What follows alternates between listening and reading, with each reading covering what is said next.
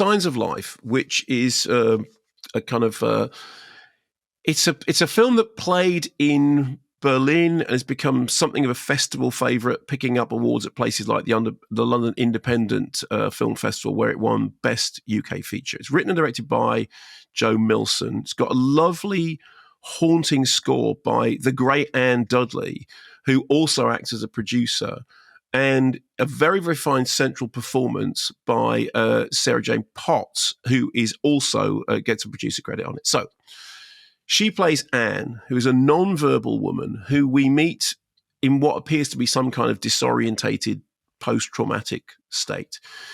She goes to Lanzarote, to a hotel which offers Zen-style peace and quiet. She doesn't get that at all. Instead, she finds herself next to a bunch of aggressive young British lads who play thumping techno music all day and all night and who threaten her when she complains. So she takes a suitcase and she just heads out, and she's got a suitcase, she's got a flask to which she clings significantly. She just goes out onto the streets and beaches, and she meets a couple of oddball Brits. She meets this very garrulous woman who seems to be in like a slightly older version of How to Have Sex, and she talks to her. And then she meets Bill, played by David Ganley, who is this larger-than-life Irishman who says very early on, "You don't speak, and I never stop speaking." And he seems at first to be happy. You see him taking selfies of himself and all the rest of it. But we discover that he is living in the wake of a personal crisis. He's split up with his wife, and he's now estranged from his family, from his kids, who should be with him on holiday. And because his holiday hasn't come together and he has seen her, he reaches out to her and offers her some kind of unlikely friendship. Here's a clip. But everywhere I look, all I can see is where those kids should be standing or swimming or laughing. And I can't handle it. So I'm going to head home. And there's a beautiful villa with a pool. Go and spare. So I don't want any money. I don't want anything. I just want to do something good for someone. I'm tired of all the waste. And so he basically says, look, use the villa. And she does.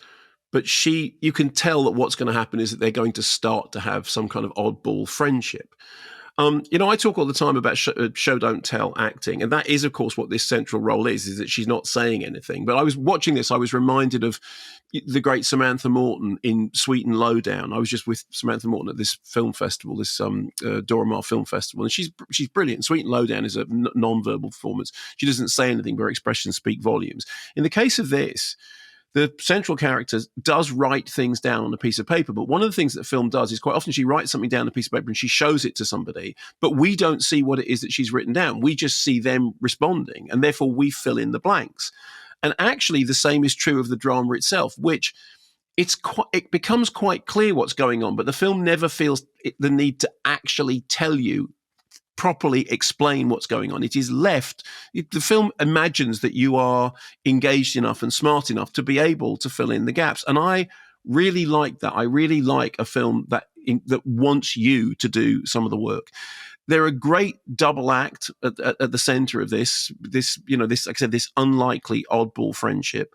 There's that kind of central irony of, he says, too many words and not enough words, that she doesn't speak and he can't stop speaking. But the thing about the combination of the two of them is it also takes you back into the great pathos of silent comedy, in which you've got, silent comedy is associated with slapstick and humor and all the rest of it, but it's also absolutely about pathos, and there is a lot of pathos in this. This is beautifully shot by Elliot Milson. It's written and directed by Joseph Milson. And it's, as I said, it's got this very affecting score. And the thing about it is the world of it, it's almost science fiction in as much as this resort, it's real, but it's almost like it's completely unreal in that way that, sometimes you go on holiday and you feel like you're existing out of time.